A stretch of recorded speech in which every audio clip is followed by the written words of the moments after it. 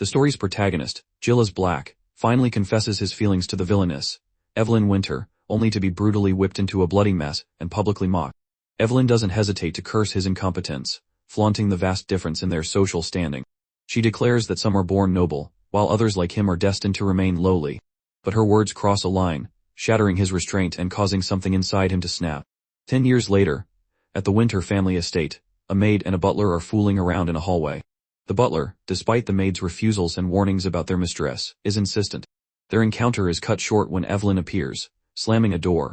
The narrator formally introduces her as Evelyn Winter, the head of the Winter family estate. Outside, the maid and butler desperately plead for their lives. Evelyn, unimpressed, reveals a gun. With a chilling aura, she offers them two choices: die by her hand or freeze to death in the cold. The butler attempts to appeal to her sense of propriety, warning that her actions would stain her reputation. Her personal butler, Joseph, understands her unspoken command and silences the man with a sharp kick, sending him tumbling down the stairs. Evelyn coldly tells the butler that if he truly cared for her reputation, he would die willingly. She mockingly promises to bury them together in a golden casket. As their final words, they swear a day will come when her reputation will not be able to save her, before she ends their lives. After a moment, she hands the gun to Joseph, complaining about its inaccurate aim. Joseph agrees to have the workers look into it. As they walk away, Joseph expresses concern that the winter weather might slow down deliveries, earning a reprimand from Evelyn for his childish thinking. She suggests he simply tip the workers to speed up the process. Her attention is then caught by a maid trying to shield a little girl from the noise outside. The maid apologizes, explaining the recent sounds startled her daughter. Evelyn offers a fabricated excuse that the noises were to scare away wolves. She then approaches her own daughter, Sherry, and asks what she is holding. Sherry shows her a drawing of a flower not native to their region, which she copied from a book. The drawing sends Evelyn into a flashback. She recalls the first time someone offered her such a flower. It was Gilles. He had explained the great effort he put into crafting it and told her she could throw it away if she disliked it. To his shock, she had complimented the handmade flower. He then lowered his head and promised to bring her a real one someday. The memory ends with the brutal image of what she did to him afterward. Back in the present, Evelyn suggests to Sherry that she should color the flower blue next time. Their conversation is interrupted when a servant bursts in, announcing that their goods meant for the northern region have been seized by the military. The soldiers claim they are obligated to root out ruthless nobles like her. The man in charge of the operation then arrives at the estate. A servant identifies him as Gilles Black, once a common soldier, but now celebrated as a national hero for his crushing victories on the battlefield. It becomes clear that Evelyn's goods, which were weapons, were confiscated under the suspicion that she was supplying the enemy. He warned them to be careful because the colonel was no different from the devil. Later, we see Colonel Gilles Black standing in front of the manor. With a crack of his knuckles, he ordered his men not to drag her out. He would be heading inside to greet her himself, out of courtesy.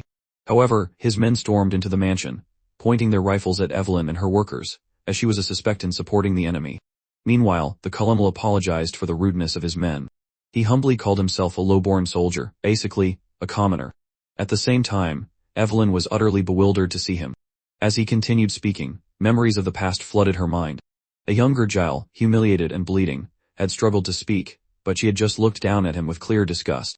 With gritted teeth, he had vowed to make her regret it for the rest of her life. One could imagine that in that moment, she gave him a purpose, literally carving the path for him to become the devil. Now, shaken, she asked what right he had to barge in. He didn't respond to her question. Instead, now dignified and composed, he apologized for addressing her incorrectly. After all, she was now the head of the family. An inspection was then carried out under royal decree. The House of Winter was suspected of colluding with the nation's enemy by smuggling military supplies. Therefore, everyone in the family had to cooperate with the investigation to uncover the truth. Disobedience would be treated as treason. The servants grew worried, as they knew nothing and had no role in the family's affairs. Evelyn instantly ordered silence with a tap of her cane, calling them out for making a fuss. As workers of her house, she demanded they act accordingly. She left, ordering the maid to fetch her tea, but she sensed someone watching. It was him, casually waiting for her upstairs. Before the story proceeds, we get a brief history of the monarchy of Alterk. The country is surrounded by powerful neighbors. Although it has survived countless threats thanks to its royal army, the suffering of the people began to worsen due to constant warfare. The Industrial Revolution also affected social classes, resulting in growing complaints against the royal and noble families. It was against this backdrop that our protagonist appeared on the scene. People called him by different names: the man from an unknown origin, the Black Beast, the Hound of the Battlefield. To him, none of these names or what people thought of him mattered. He constantly seized victory, and rose from a commoner to a war hero. Now, he is seen as the hope of the people and Alterk's future. Anyway, back to the story. Jalith asked Evelyn about her husband, Lewin Winter.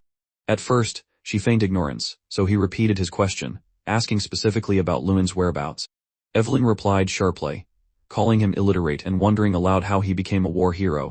His subordinate didn't like her tone, but Jalith remained unfazed. He continued, stating that while Lewin Winter was dead on paper, he couldn't find his body.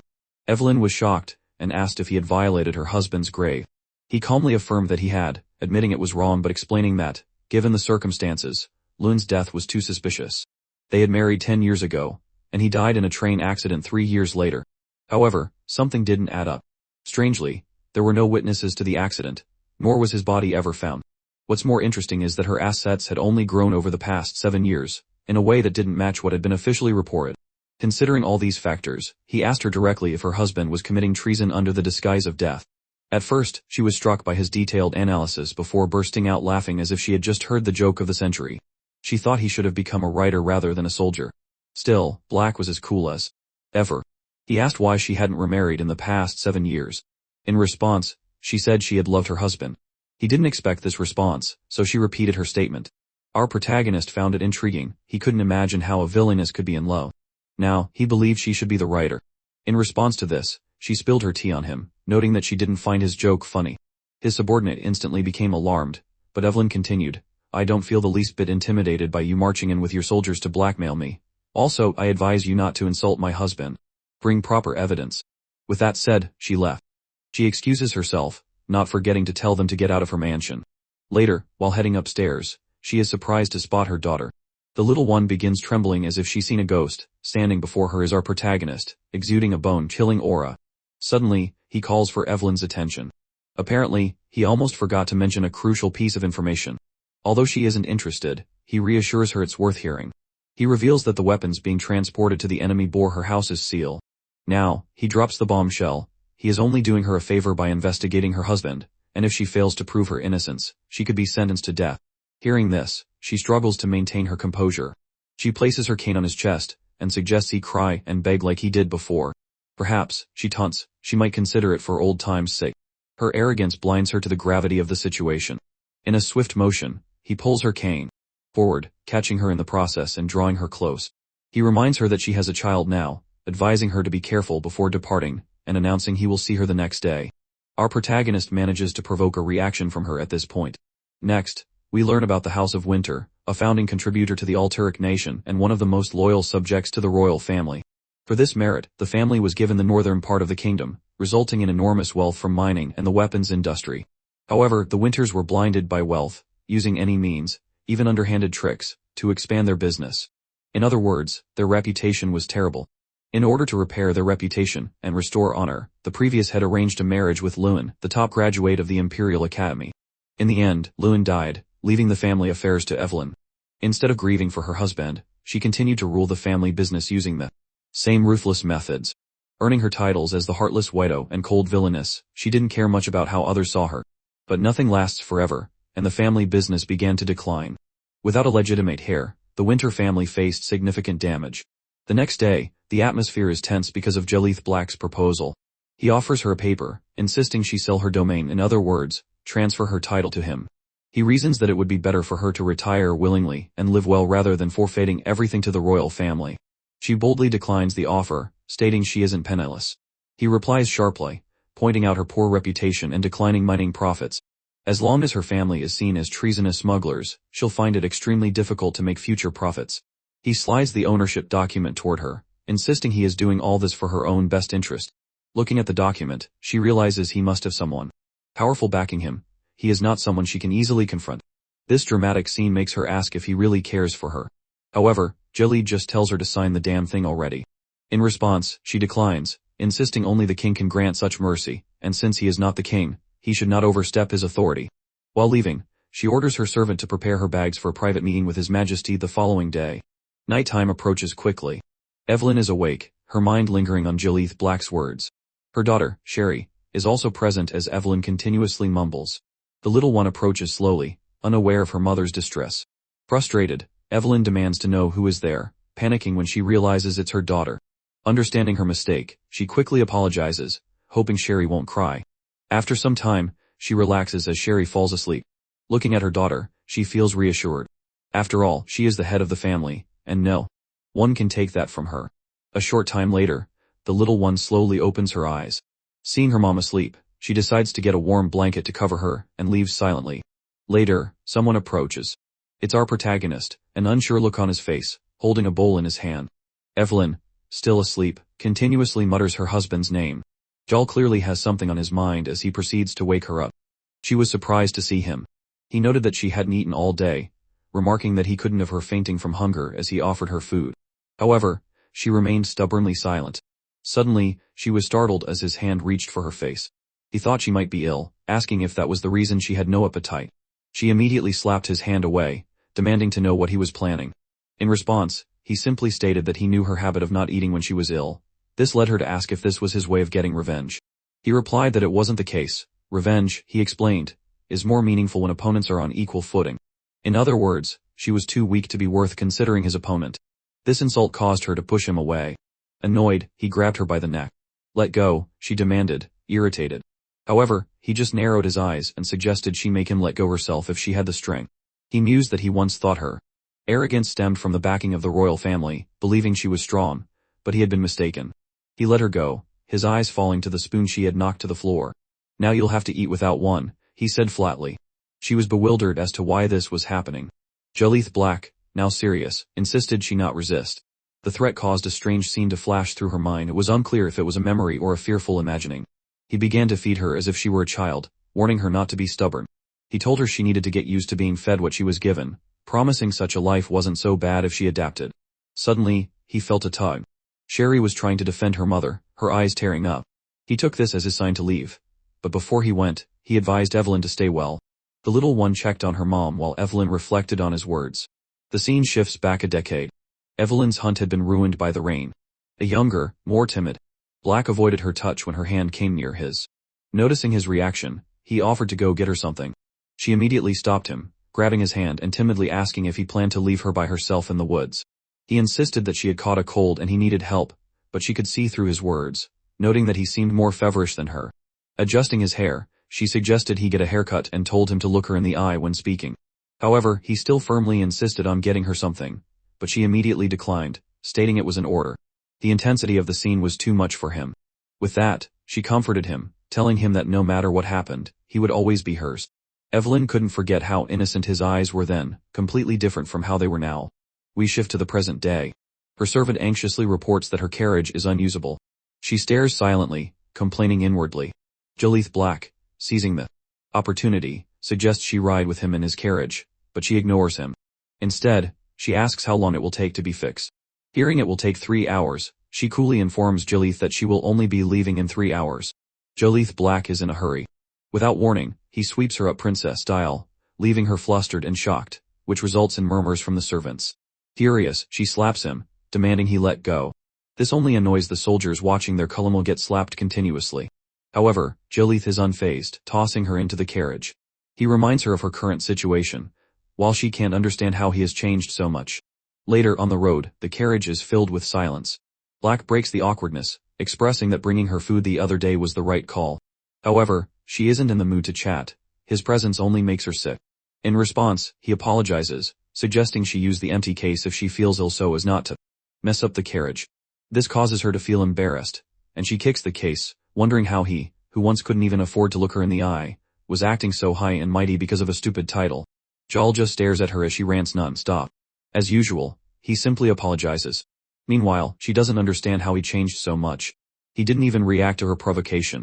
Suddenly, she notices a scar on his head. We are taken back to that very day. We see things from her point of view.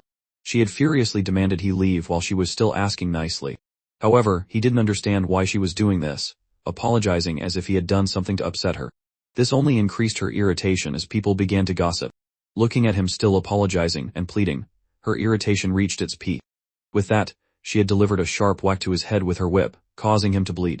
Back in the present, she reaches for the scar, only to be stopped by an irritated Jalith Black. "What are you doing?"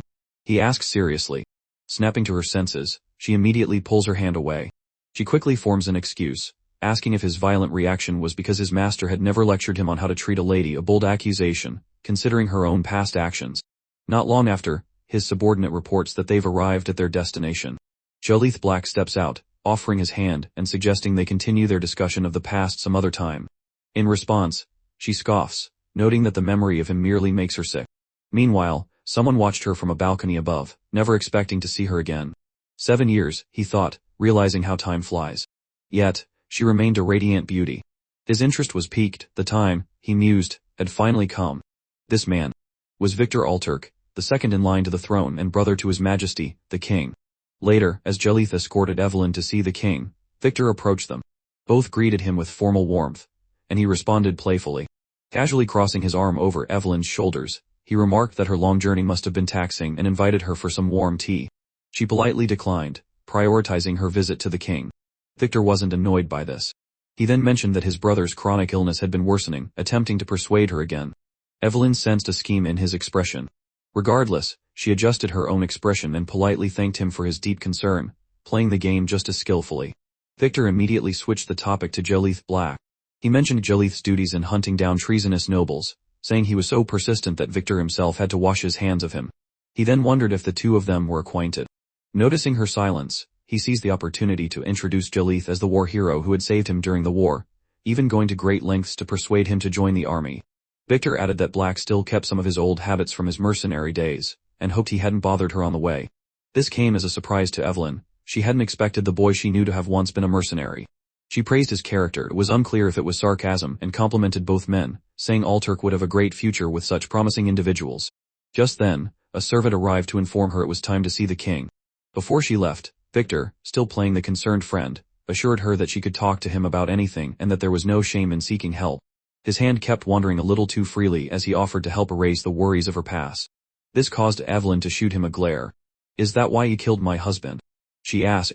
Victor froze, his expression one of pure shock. But she immediately shifted her tone, brushing it off as a joke. The poor man just stood there, realizing he had thoroughly lost that round. Later, inside the king's bedroom, he called for her. Indeed, his illness had gotten so bad that his skin had begun to decay. Nonetheless, as a sign of respect, she kissed his hand and warmly apologized for not visiting sooner. Elsewhere, the sound of shattering glass could be heard. Victor was furious about what had just happened, mumbling complaints about Evelyn's infuriating attitude. His rage was a stark contrast to Jalith Black, who calmly sipped his wine beside him. Victor kept muttering, suspecting her confidence came from someone backing her. He reflected, voicing his belief that Lewin Winter, Evelyn's husband, was still alive. The scene shifts to Evelyn's private meeting with the king. He spoke of her husband's funeral, noting how young and remarkable Lewin was fit to be the next leader of the nation. In contrast, Victor was too ambitious. To his brother, Lewin had been nothing more than a nuisance who had beaten him for first place at the Imperial Academy. The king was also certain that Evelyn's current predicament was Victor's doing, all in an attempt to control her. He advised her not to face Victor directly, as she couldn't defeat him head-on. But there was still hope for her. Before the king could say more, the scene shifts back to Victor and Jalith Black. Victor demanded that Jalith find Lewin at any cost, reminding him exactly who had brought him to his current status. When he suggested handing Black a portrait of Lewin to memorize, Jalith declined, insisting he already knew what he looked like.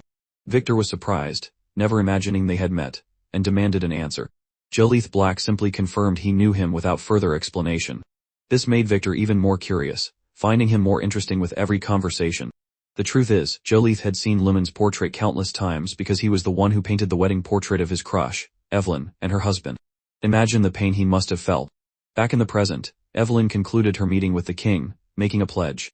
At the same time, Jalith Black soared to find Lewin, as did Evelyn. It appears both now share the same objective. Later, as it was time to depart, Victor showed up, casually asking about her long face, clearly sensing the meeting hadn't gone well.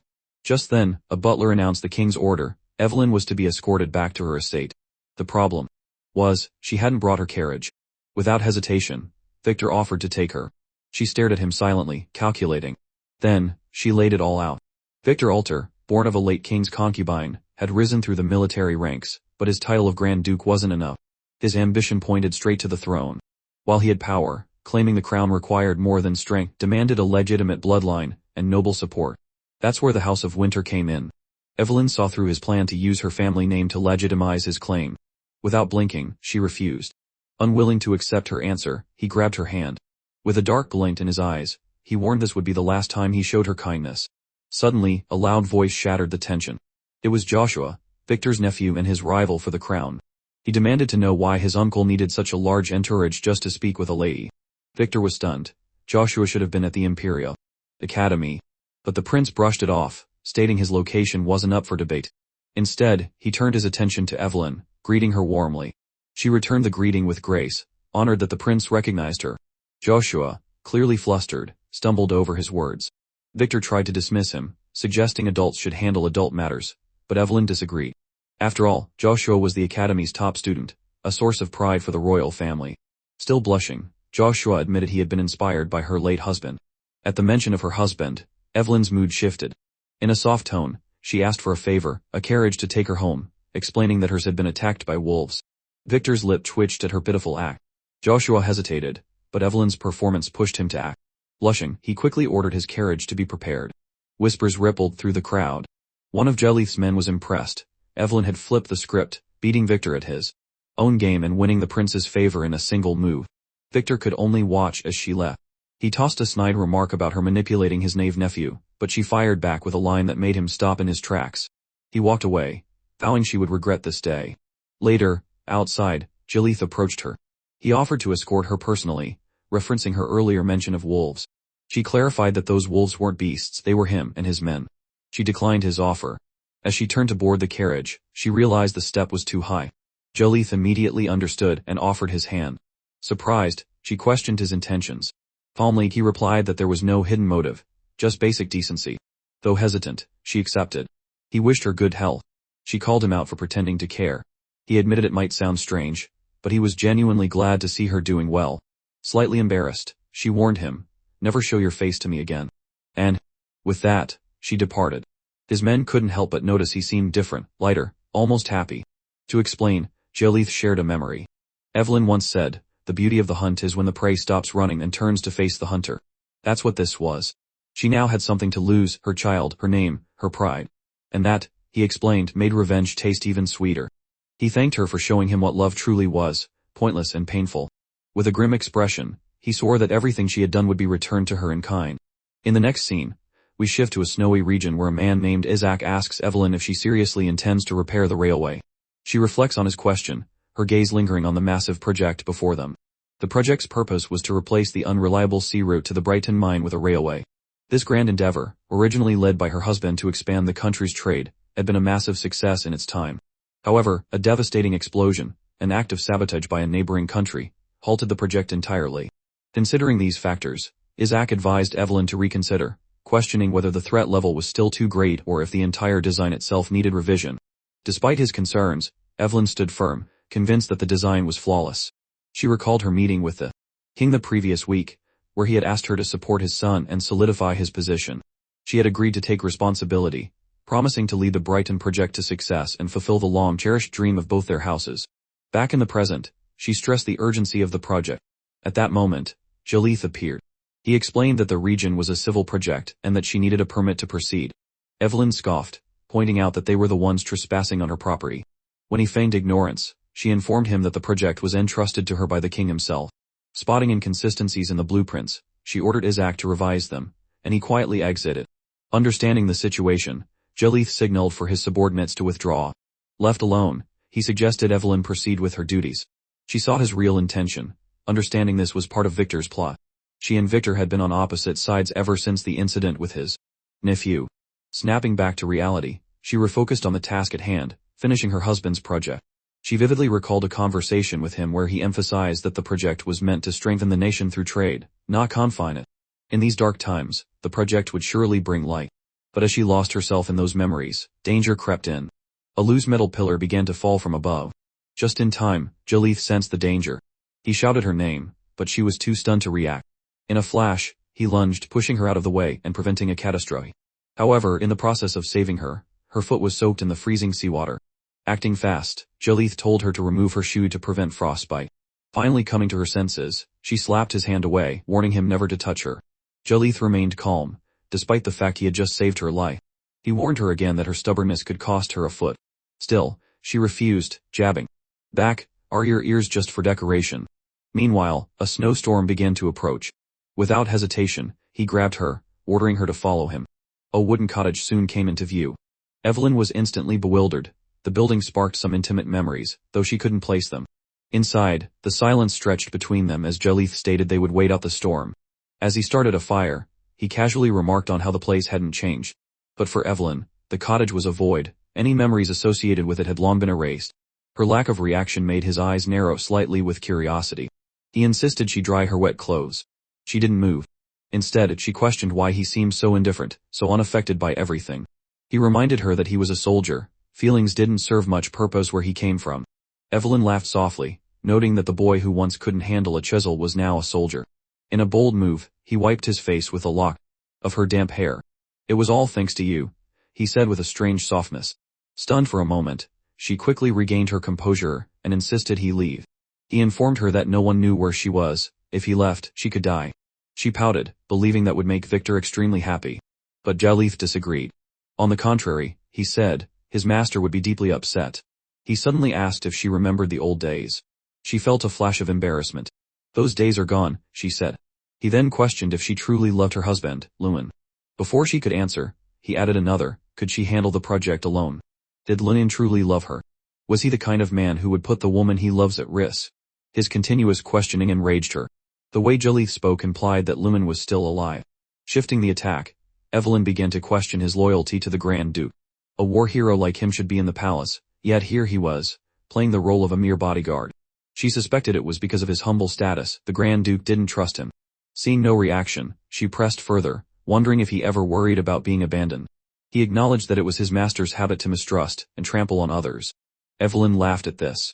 Circling back to his question, she affirmed that she had loved Lewin. She suddenly grabbed Jalith by his tie, her expression serious, asking if that was so difficult for him to accept. Jalith didn't respond. Instead, his gaze shifted toward the bed, reminding her of what had happened in that very cottage. His voice turned serious. Did you truly wear a white dress on your wedding day? Did you stand before God in purity? Seeing no response, he pressed on. Did you lie in front of God and everyone? Having heard enough, she slapped him across the face. Unshaken, he murmured that with such lies, she may never make it to heaven. She slapped him again, harder this time, demanding to know what he was trying to achieve. In response, he caught her off guard by touching her lips. As the storm shook the house, she found herself on top of him. He teasingly asked what her husband might say if he learned about this. Trying to end the encounter, she insisted he could ask Lewin himself after he was dead. Yet, Jalith didn't resist. Instead, he apologized. This isn't my place, he said. As he reached into his coat, he declared that someone like him had no business interfering in the affairs of two noble lovers. Evelyn stared, stunned, as he pulled out a gun and pointed it at her. The scene flashes back to the day Evelyn's wedding portrait was completed. Grief weighed heavily on Jalith, pushing him to the brink of despair and to the edge of ending his own life. But Evelyn intervened, making it clear that he did not have her permission to leave. Then, she grabbed him by the collar and kissed him, leaving him utterly stunned. That night, they shared an intimate moment. By morning, she had whipped him. Bloody. And in that moment of agony and betrayal, he made his decision. If he wanted revenge, he had to live. Later, during the war, he managed to save Victor, who weakly thanked him. Victor didn't recall seeing him among the army ranks and asked for his name. Jalith hesitated, recalling when Evelyn had once given him a name. Jalith, he responded in a firm tone. Victor studied him, noting that his name carried the weight of abandonment. Back in the present, Jalith holds Evelyn at gunpoint. A gunshot rings out, startling one of his men in the distance, but it turns out to be a signal. As one soldier rushes toward the signal, another prepares the carriage. Meanwhile, back at the winter estate, the telephone rang. A butler answered, informing the caller that the head of the estate was unavailable. She grew confused, however, when the caller mentioned a gift. Just then, the doors slammed open. It was Victor, chuckling at the perfect timing. It seems my gift has arrived, he said, knowing exactly what the call meant. A moment later, Isaac stumbled in, looking as though he had barely survived a battle. He reports that masked figures attacked, the project design was stolen, and most concerning of all, Evelyn is now completely alone. As if that weren't enough, they receive a message from the Grand Duke, catching them off guard. Before they can read its contents, the scene shifts back to Evelyn, who stands frozen in shock. Jalith had fired a flare gun. Right on cue, his subordinates arrive to retrieve their colonel. Turning to Evelyn, still stunned, he offers to escort her back to her estate. She sneers at his offer, remarking that he has missed his opportunity, and that it is a shame they will never see each other again. yet he never intended to kill her. What surprises him most is that she doesn't know about the news. Back at the Winter estate, moments before the message arrived, Victor Alterk, the Grand Duke, makes a remark. Evelyn has no friends and lacks any real social interaction. Regardless, he has purchased the land directly across from her estate. His gift is an invitation to the welcoming ball. And as for the owner of that newly acquired estate, the new lord is none other than our protagonist himself. Evelyn is shocked, wondering aloud if the Grand Duke truly granted him the domain. Whether addressed as Lord Black or Jolith, they are one and the same. Nonetheless, Lord Black extends an invitation to Evelyn to attend his celebratory ball in 2 weeks. He makes it clear this is not a request from the Grand Duke. He watches her with a smug look, as if he has figured everything out. Meanwhile, Evelyn is already looking forward to it. Upon arriving at her estate, Evelyn is met by one of her butlers hurrying toward her with urgent news about the Grand Duke's message. However, upon seeing Lord Black at her side, his striking presence up close causes both of the maids to instantly blush. Evelyn thanks Lord Black and suggests he leave quickly. He nods and departs. Only after he is gone do the ladies gather around their mistress, their expressions filled with curiosity and concern. However, Evelyn merely asks for her personal butler, Isaac.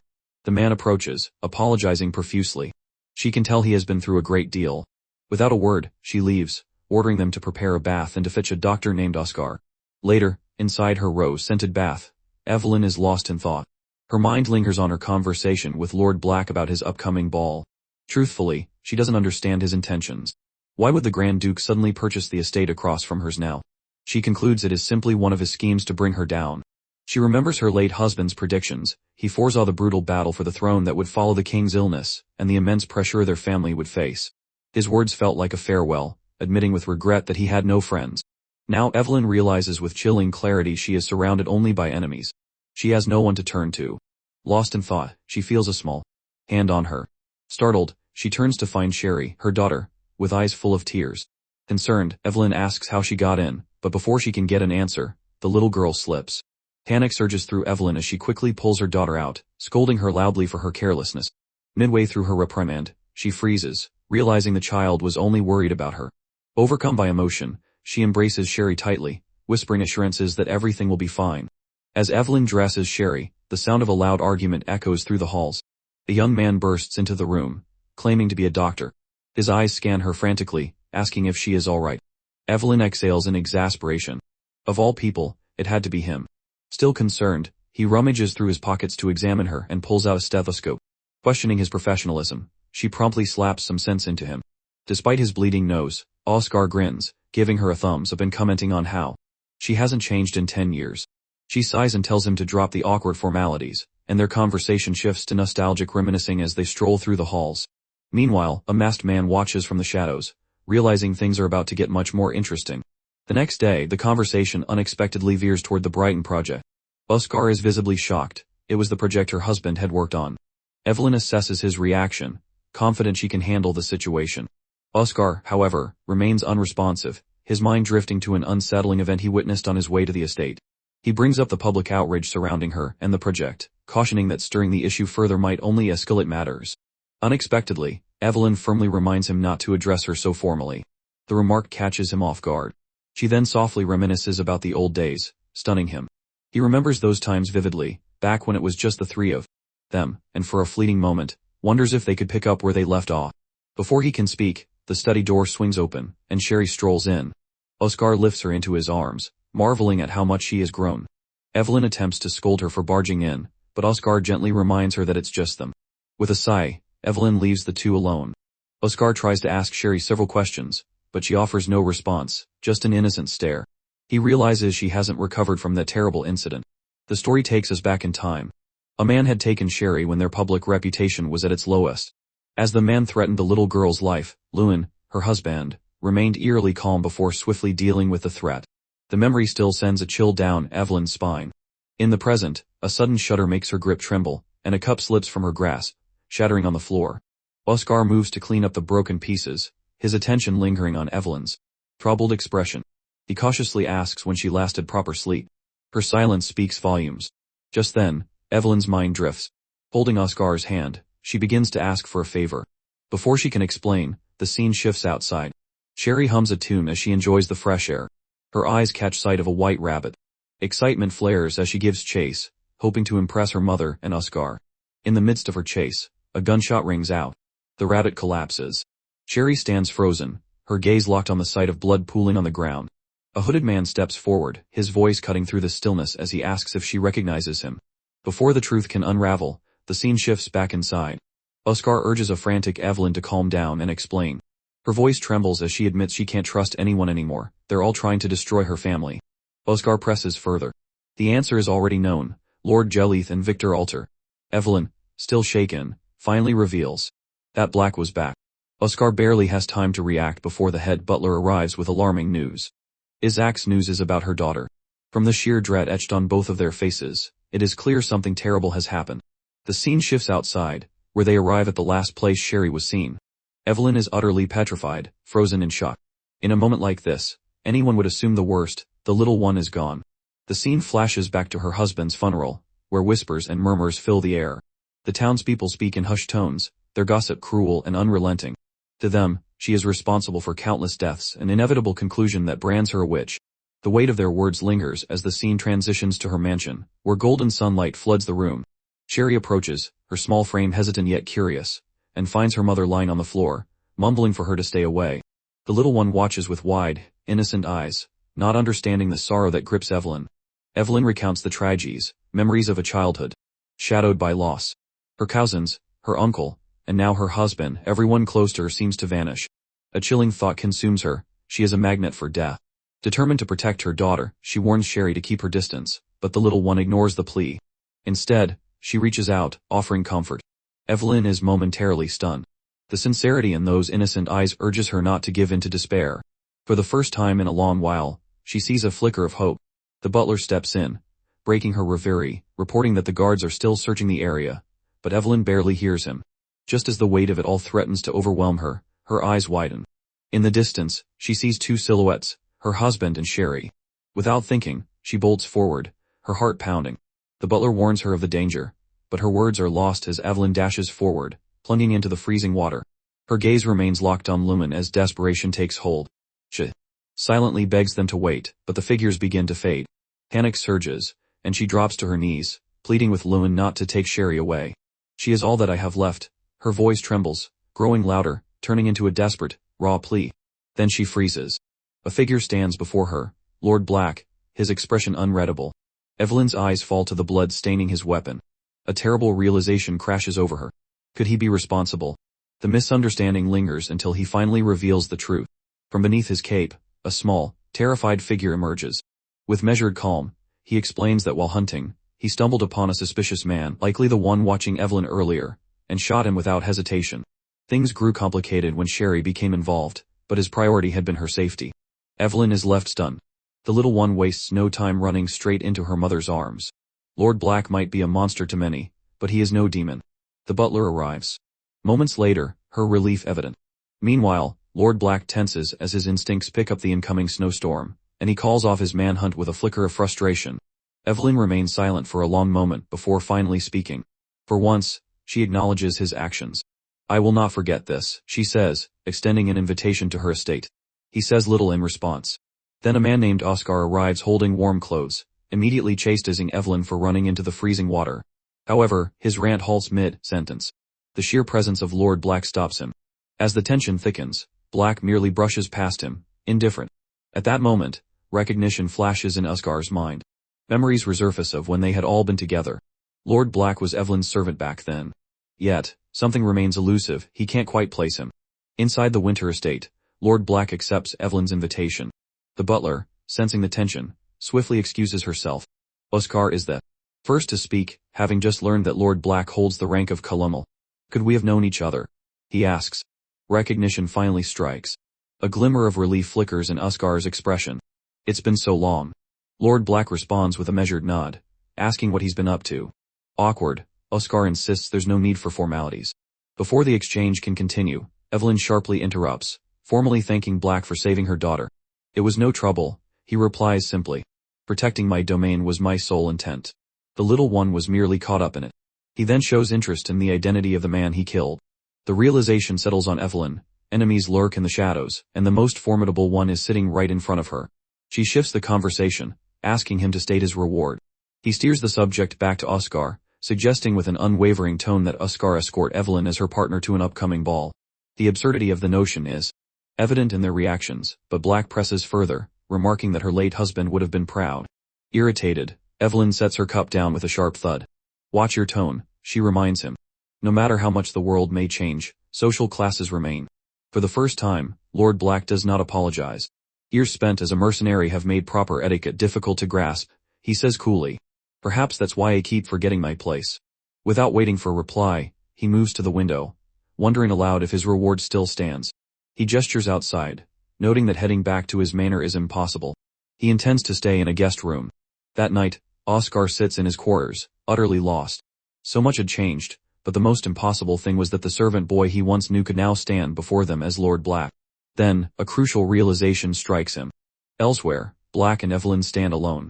Oscar's eyes widen in shock as a memory returns vividly, the moment he witnessed Lord Black press a soft kiss to Evelyn's forehead while she lay asleep. A servant entangled with his lady. Back in the present, Evelyn, feeling feverish, walks down the dim hallway and is caught off guard by a figure standing in the dark.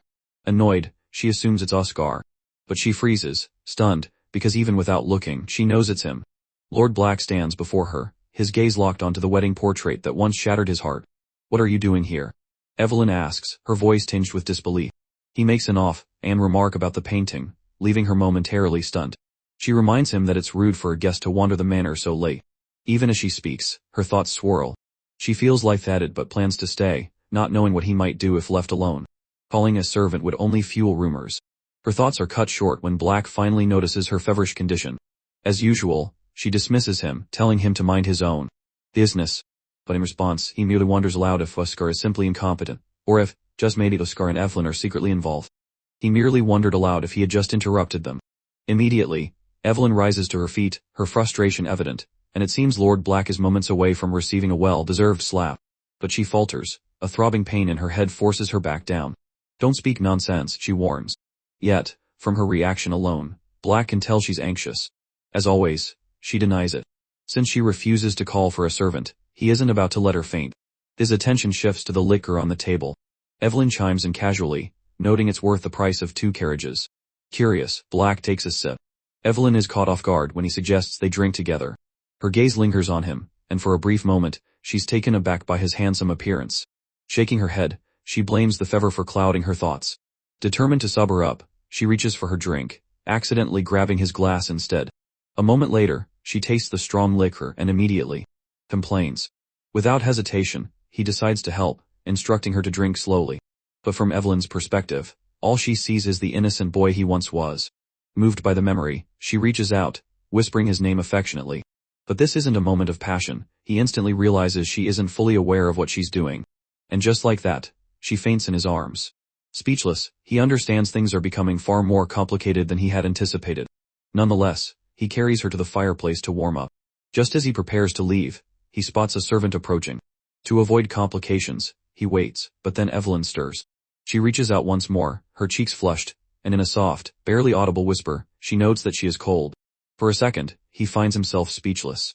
The scene abruptly shifts. In a sun-dappled forest, Evelyn successfully snipes a fox. Satisfied, she considers using the fur to craft a scarf, but realizes it would suit him even better. Her excitement, however, vanishes in an instant. A cold dread grips her. Her body stiffens, and she collapses, petrified. The scene before her is a living nightmare. Her uncle and cousin stand before her, their ghastly voices rising in accusatory echoes, condemning her for their deaths. Desperate, she scrambles to flee, but then Lewin appears. Evelyn freezes, but he swiftly reassures her. Don't be afraid, he says, lifting her into his arms. I will protect you. Yet, even in his arms, Evelyn's gaze catches something in the distance. It's the boy. She reaches out, calling for him, but he ignores her. Desperation builds as she screams his name. Lady Joel awake, breathless and stunned. It was all a dream. Even more shocking, Lord Black was seated casually nearby, waiting. He had clearly understood she was having a nightmare. Embarrassment washed over her as she wondered if she had said anything strange in her sleep. Black, ever composed, gently assured her there was no need to worry. He suggested she rest more, noting her fever had gone down. That's when she remembered the servants outside. He acknowledged this and revealed he had already planned how to slip away unnoticed. All she needed to do was rest. Evelyn found herself speechless. She couldn't grasp his intentions. Was this kindness, Or was he a predator waiting for the perfect moment to strike? Her head felt heavy. Deciding to retire, she let exhaustion take over, even if it meant sleeping next to her enemy. The next morning, Lord Black departed at first light. Meanwhile, Evelyn finally awakened. Rising from the couch, she moved to the window, her gaze locking onto the figure in the distance, watching intently as he made his way back to his mansion. The narrative shifts to him. His fists tightened, memories of the previous night an irritating reminder. He couldn't shake the moment Evelyn had dropped her guard. That vixen, he thought. She knew exactly what she was doing, and he had been caught off guard. He exhaled sharply, looking as handsome as ever, yet visibly annoyed. The night of Lord Black's grand ball arrived. Thanks to Victor Alterk's influence, only the most prestigious elites attended. The conversation shifted from politics to scandal, but soon, all attention turned to the newly established aristocrat, Lord Black, effortlessly commanding the room's gaze. Just then, Victor approached with a wide grin. He complimented Black's attire, teasing that he'd gone all out. With an annoying smirk, he suggested Black begin introducing himself to the elite, noting he was the hot topic among the noble ladies. Black remained silent, his expression unreadable. Meanwhile, at the winter estate, Evelyn browsed through various dresses. No matter how luxurious, none satisfied her. Instead, she instructed her butler to retrieve a specific dress from her wardrobe. It is the only dress inside, Evelyn clarified. Back at the ball, a special guest arrived. He should welcome her. Personally, Victor insisted. After all, she is a gift from me. The most noble lady in all of Alterk. Stepping out of the carriage was the renowned beauty, Sonia, the lotus of the nation. Victor introduced her warmly as being like a sister to him, then instructed Black to escort her inside. What do you think of the white lotus? He probed. Black merely stared. Approaching her, he formally introduced himself. Sonia, blushing, replied that she had heard much about him. He felt humbled, though he suspected the stories were far from reality. He gently offered to show her inside. Her face turned bright red, and she was moments from accepting when the last guest arrived, interrupting them completely. A flicker of irritation crossed Black's face. Victor, ever the instigator, mockingly asked the newcomer if she was heading to a convent. The guest was none other than the villainess, making an entrance as grand as ever, draped in a distinctively dark outfit. A striking choice, and one that did not go unnoticed. Among the nobles, whispers sparked.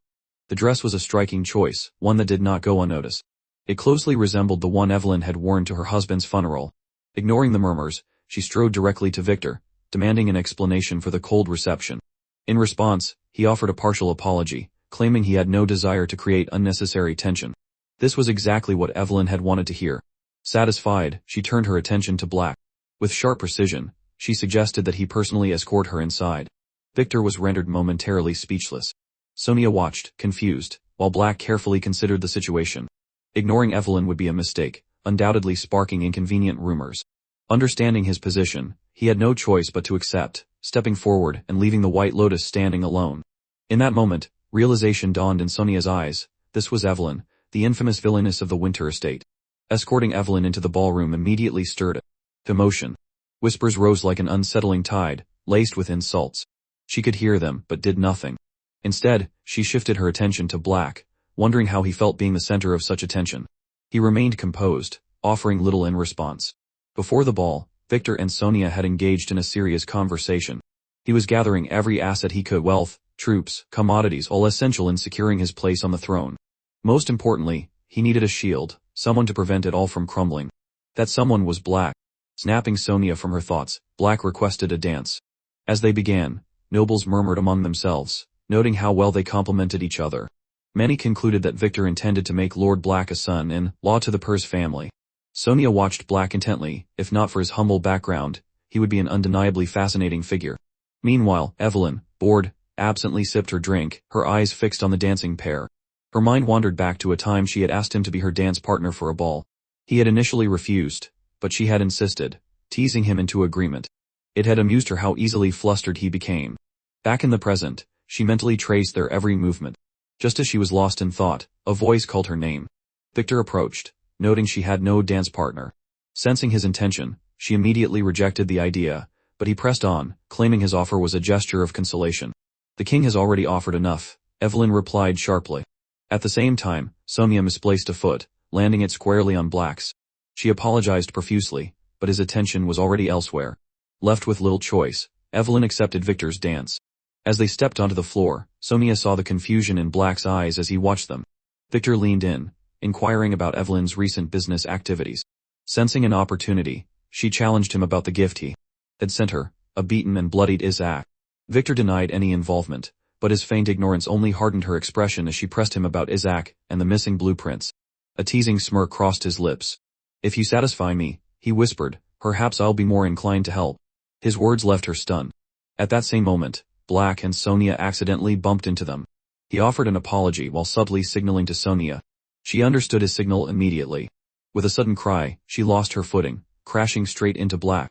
"I've sprained my foot," she claimed, suggesting they find a quiet place for her to rest. Victor observed the exchange with mild amusement. They make quite the perfect pair, he thought.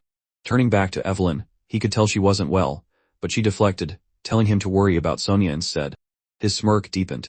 Lowering his voice, he casually suggested she stop playing hard to get. The remark stunned her. As the song ended, she abruptly separated from him and excused herself. Later, Evelyn sat alone on the balcony, frustrated. She hadn't gotten Victor to admit anything, and worse, she had tripped during their dance, giving him the perfect opportunity to humiliate her. Just as she began muttering about her leg hurting, a voice called for her attention.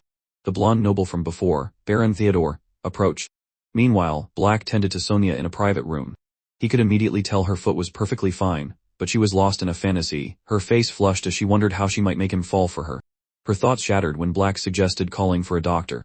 Panicked, she hastily tried to stop him, tripping for real in the process. He caught her as she fell against him, her arms wrapping around his neck. Back on the balcony, Baron Theodore eyed Evelyn with pleading desperation. He needed her help. He launched into a rant about how pathetic the nobles were, forcing her to the ball only to humiliate her. But Evelyn simply stared at him coldly, as if she had already figured everything out. Noticing he was drunk, she suggested he go home, but he refused, proposing a shady business cooperation. The suggestion was met with a sharp slap. Annoyed, he suddenly grabbed her hand, insisting they were the same since her business was also failing. As his other hand began to wander, her foot found its way to his groin. She left him grunting in pain, but he recovered, yanking her to the ground by her hair. "You shouldn't act so high and mighty," he snarled. At that moment, Black discovered two servants eavesdropping outside Sonia's room. Embarrassed, they ran off. Puzzled, he told Sonia he would get her something to drink. Returning to the ballroom, he couldn't spot his master. Seeing the light from the balcony, he decided to head there. The foolish Baron was already on top of Evelyn.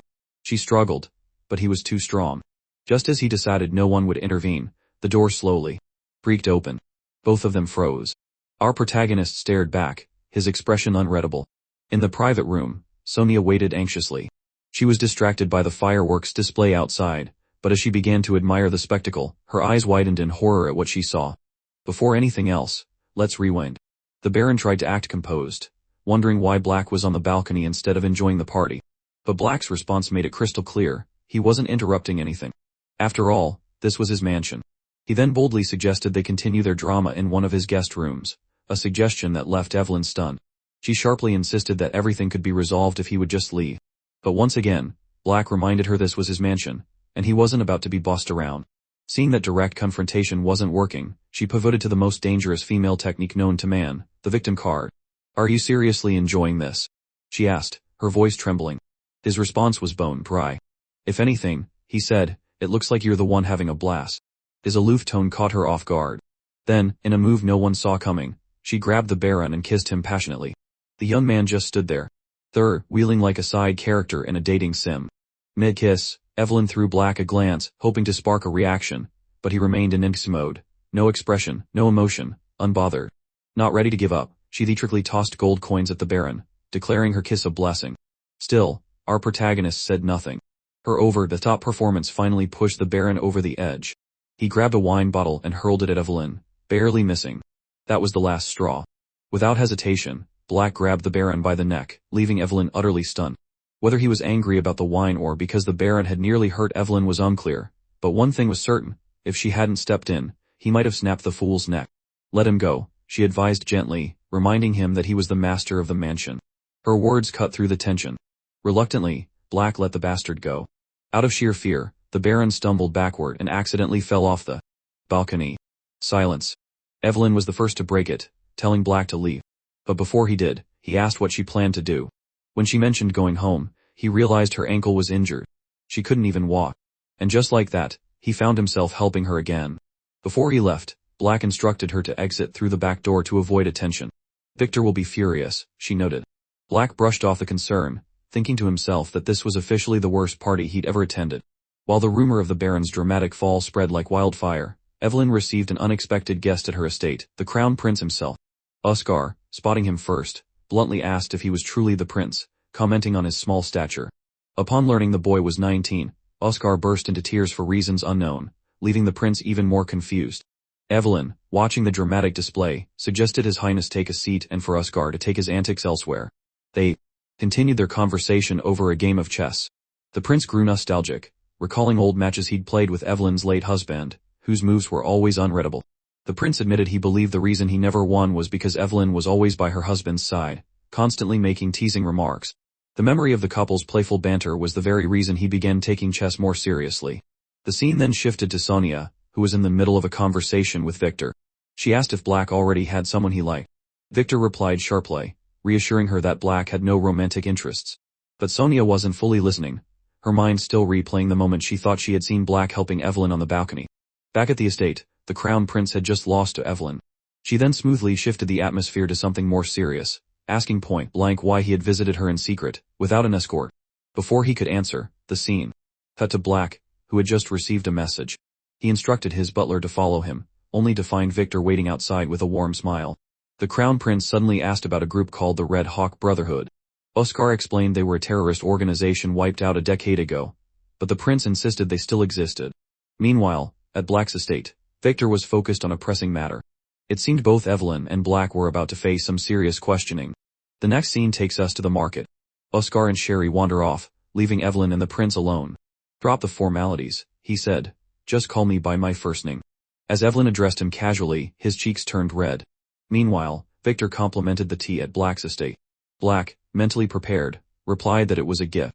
Speaking of gifts, Victor's lips curled into a sly smile. Was that Lady Evelyn?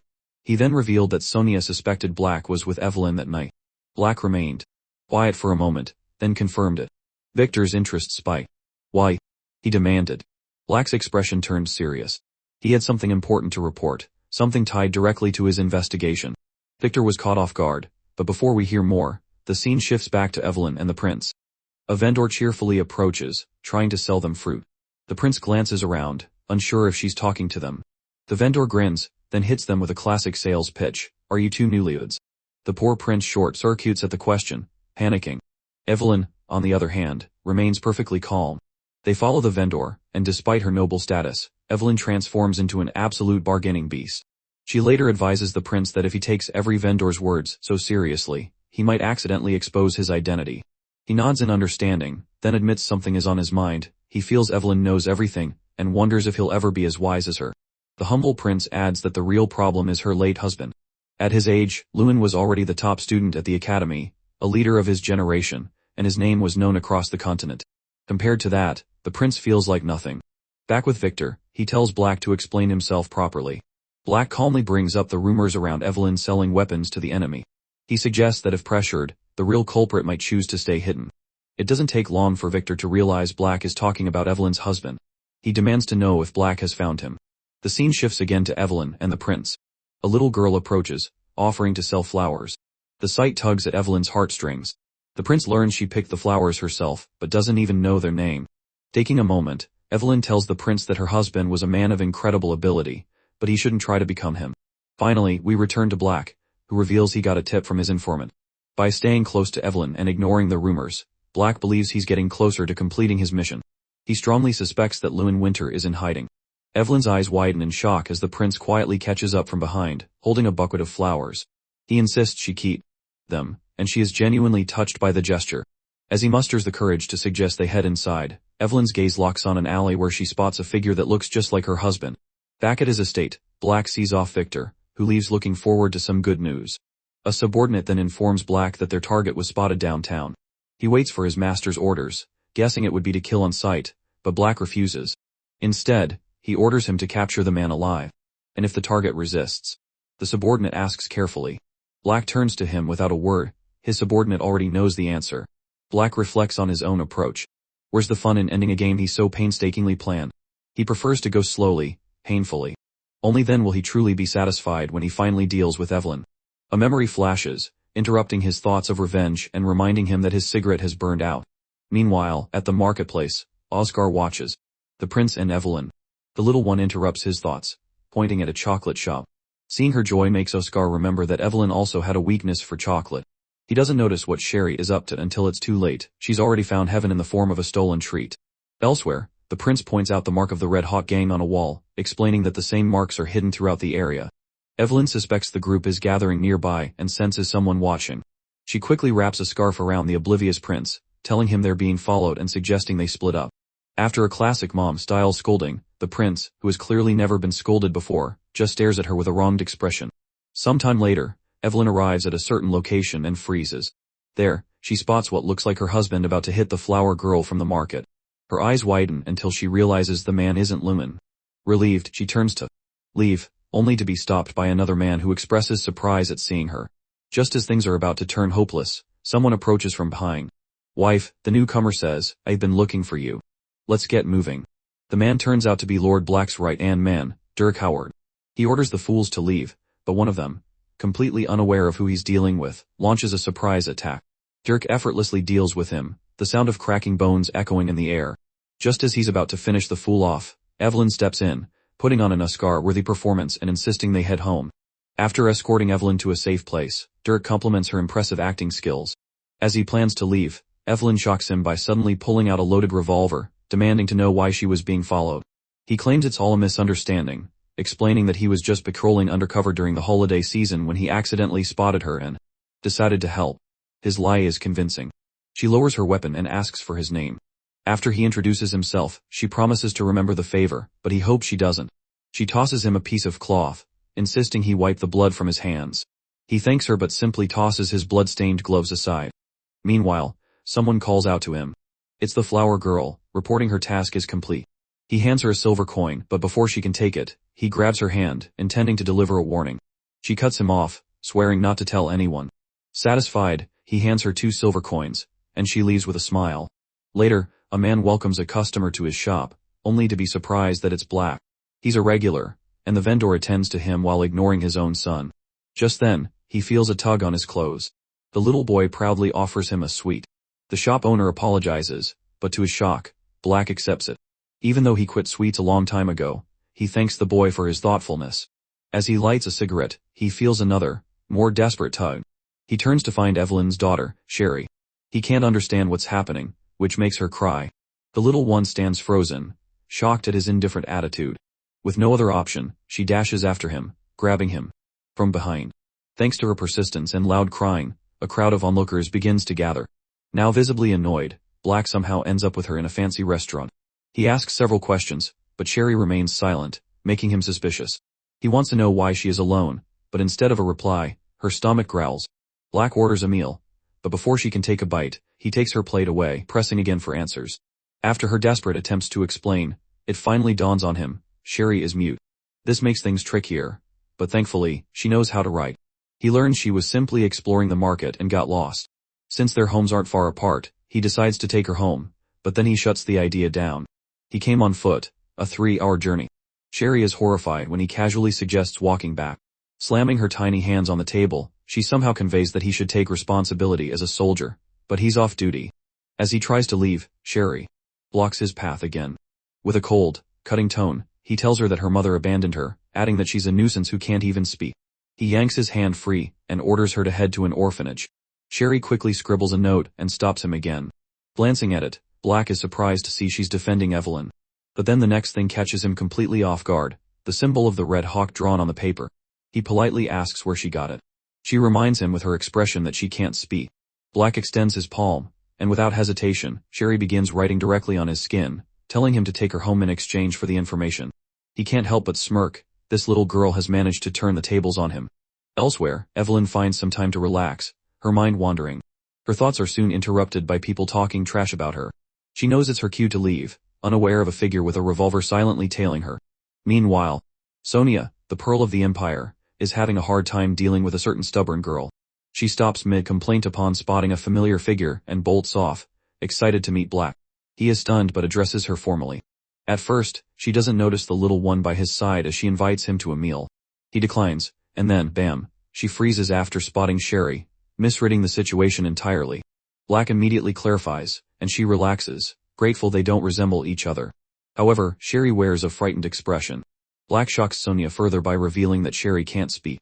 Learning that he's simply watching over the child, she once again invites them to a restaurant. And once again, she gets turned down. But she's not backing down, using Sherry as her trump card. Before Black can process what's happening, they're already at a table with a wide spread of delicious food. Sonia offers soup to Sherry, but the kids' theatrics make the atmosphere awkward, especially remembering Black's earlier actions. Unaware, Sonia can only watch helplessly. Black excuses himself for a smoke.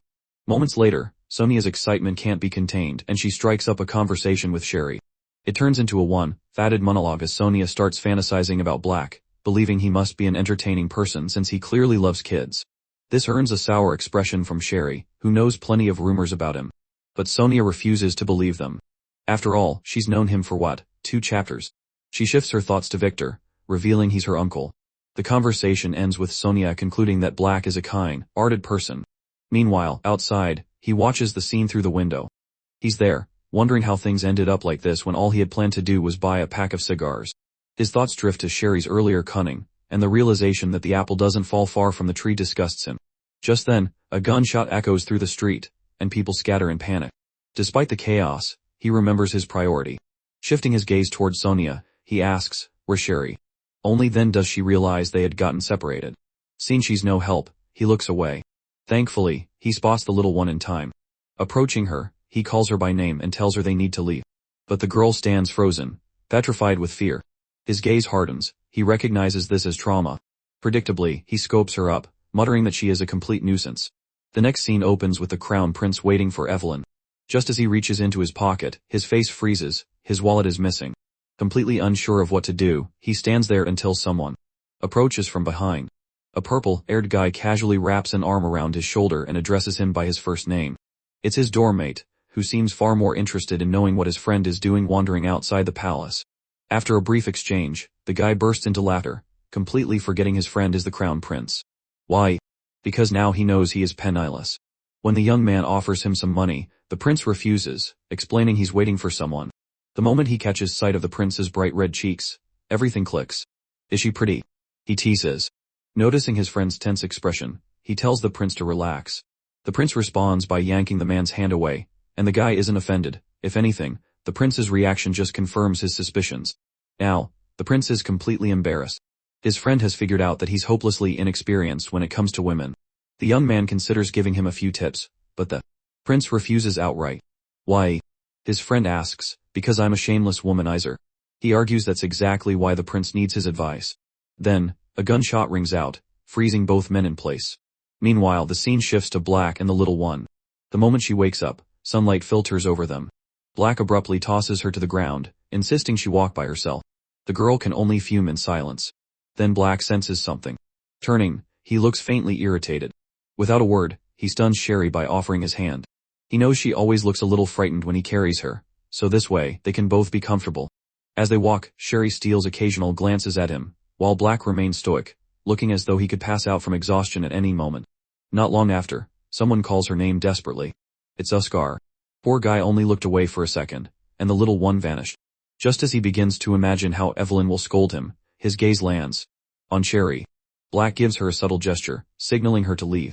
She walks away, only to stop mid-step. Turning around, she offers him a small reward, a sweet. Naturally, there's no reason to refuse, but then Black suddenly grabs her hand. Calmly, he asks for her age. She holds up 9 fingers. His brows furrow ever so slightly, he can't hide his suspicions. They part ways, and Black continues on to meet Oscar. It's been 10 years since he was cast out of the Winter Estate, and the memory of a night he shared with Evelyn sparks a troubling thought. He quickly shuts it down. There's no way he could be the father. Soon, he reaches the site of the gunshot and freezes in shock. The crown prince is there. Before he can wonder why, his eyes fall on a cane and a blood-stained basket. It doesn't take him long to put the pieces together. Evelyn is missing, and she was most likely with the crown prince. Cut to the crime scene. Black inspects the area, piecing together what happened. He learns that no one could identify the kidnapper, and 2 gunshots had been fired. His investigation is interrupted by the crown prince himself, who storms in like he owns the place. The prince casually remarks that it's been a while. Faking surprise, Black plays along. The prince, flexing his authority, attempts to scold him, but Black fires back, making it very clear he has no interest in interfering with the prince's playtime. This clean jab makes the crown prince shut his royal mouth. His friend, however, tries to chime in, but Black ignores him entirely, turning to the prince and firmly insisting His Highness return to the palace. The words hit their mark. The prince visibly reacts but still presses forward, hoping Black can find Evelyn. After all, he already knows Black's skill when it comes to tracking people. The prince even hands over Evelyn's scarf, hoping it will help, and admits everything happened because of him. What good is a scarf going to do? Black politely declines. Not because he's insulted, but because the prince has no authority over him. The young royal grits his teeth, well aware of that fact. Just as Black turns to leave, the prince promises a reward if Evelyn is found. For once, Black is touched by the prince's sincerity. Still, he tells him not to bear the blame. Evelyn has countless enemies, and he had already planned to find her, whether for Victor's sake or to exact his own revenge. Turning to his right-hand man, he declares it's time to hunt. The scene shifts to a secluded cottage deep in the woods where Evelyn lies unconscious. Finally, she stirs. The injured kidnapper, Joseph, glares at her, frustrated. He never expected Evelyn to actually pull the trigger twice. She recognizes him instantly. He's almost flattered she remembers. In case anyone forgot, Joseph was one of Evelyn's workers from the earlier chapters. But he isn't feeling sentimental. Instead, he's furious that she kicked him out of the estate. He swears he will end her. And the Red Hawk Brotherhood handed him the perfect chance by placing a bounty on her head. This revelation makes Evelyn realize he was the one who tampered with the bridge blueprints and tried to kidnap her daughter. As Evelyn begins to rise, he braces himself for a confrontation. But then, in the very next second, he freezes, completely thrown off. Evelyn has switched tactics entirely, sliding into full seduction mode. Joseph feels something is off and demands to know what she means by anything. She continues to play the helpless card, her voice soft and pleading. Seeing that he is clearly struggling, she whispered that she could even help him relax. All Joseph needed to do was untie her. He was momentarily stunned that she would resort to such desperate means, but he decided there was no need to untie her. In his mind, it was far more satisfying to work with her hands bound. Meanwhile, Black and the search party were slowly but surely closing in. His right-hand man pointed out the increasing snowfall, wondering if they could continue. But Black insisted they couldn't have gone far, especially since one of them was injured. The conversation was abruptly interrupted when their hound picked up a scent. The pig was practically trembling with excitement. His longtime fantasy was about to come true. This caused him to lower his guard. Seizing the opportunity, Evelyn made her move, knocking Joseph straight into the fireplace. With flammable alcohol nearby, he would be lucky to make it out alive. Evelyn bolted from the cottage, leaving Joseph cursing and swearing, his skin already marked by high-degree burns. As she ran, she wondered which path to take. Suddenly, a bullet whizzed past her. Joseph emerged from the cottage with a gun, still smoldering. Now she had two choices: die at the hands of this scoundrel or wander into the unknown to face a slower death. She chose the latter. Mid-thought, she spotted the silhouette of her late husband. At the same time, someone grabbed her from behind. Turning, she realized it was Black and instantly refused his help, running toward the apparition of her late husband. He tried to stop her without force, but she remained stubborn. He tried to warn her about the cliff ahead when something caught his eye, a scar he had never seen before on Evelyn. In a last-ditch effort, he called out to her as he once did 10 years ago.